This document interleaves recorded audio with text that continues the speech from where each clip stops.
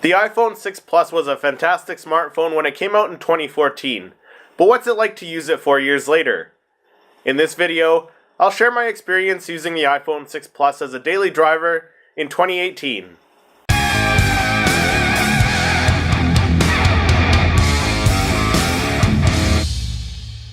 Hey YouTubers, Christopher here, and on this channel I make weekly gadget and tech reviews, so if you are new here, consider subscribing.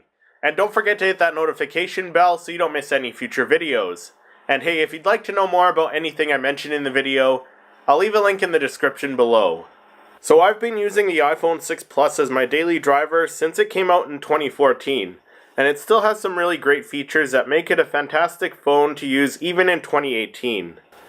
The iPhone 6 Plus has an aluminum back, which still feels premium compared to some newer smartphones with plastic backs. Yes, there was a whole bend gate incident, but I've never experienced any bending at all.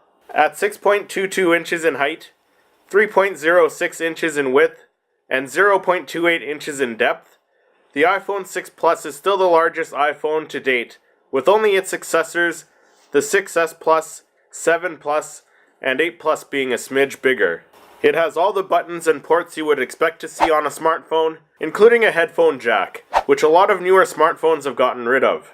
It also has a home button on the front with Touch ID built in for security. It's not as quick to unlock as newer smartphones, but still only takes a couple of seconds. The iPhone 6 Plus has a 5.5-inch HD Retina display that has a resolution of 1920 by 1080 and was the first Apple flagship to have a display that was larger than 4 inches. It has very nice contrast, the colors look sharp, and the brightness is really great. It's not going to be as sharp as newer smartphones that have 4K displays, but it's still a great looking display. For capturing photos and video, the iPhone 6 Plus is rocking a 1.2 megapixel f2.2 front-facing camera and an 8 megapixel f2.2 camera around back. You can take really great photos outdoors, as well as indoors with good lighting, and the f2.2 aperture gets you that nice looking bokeh. But the images get a little grainy in low light. Overall, the image quality isn't mind-blowing, but you can still take some very decent photos. For shooting video, the iPhone 6 Plus only shoots in 720p with the front-facing camera, but the rear camera shoots in 1080p HD at either 30 or 60 frames per second, and slow motion in 720p at 120 or 240 frames per second.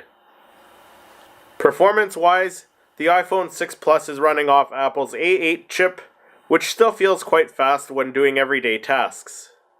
The initial load time to open each app is a bit sluggish, but once open the majority of the apps run smoothly with no lag. I don't play games on my iPhone 6 Plus very often, but I've noticed a bit of lag during some of the more graphic intense scenes while playing Marvel Contest of Champions. As for battery life, it's not as great as it used to be, but it's still pretty decent. I have no problem getting a full day with normal usage, and about 3/4 of a day with heavy usage. If you'd like to pick up an iPhone 6 Plus, Amazon sells them refurbished, starting at $279.99 US, or $389.99 Canadian. It comes with either 16 gigabytes, 64 gigabytes, or 128 gigabytes of storage, and comes in a silver, gold, or space gray finish. So tell me, would you use an iPhone 6 Plus in 2018? Let me know in the comments. If you did go on to enjoy this video, or it helped you out in any way, feel free to hit that like button, and consider subscribing for more content just like this. Thank you so much for watching, and I'll see you in the next video.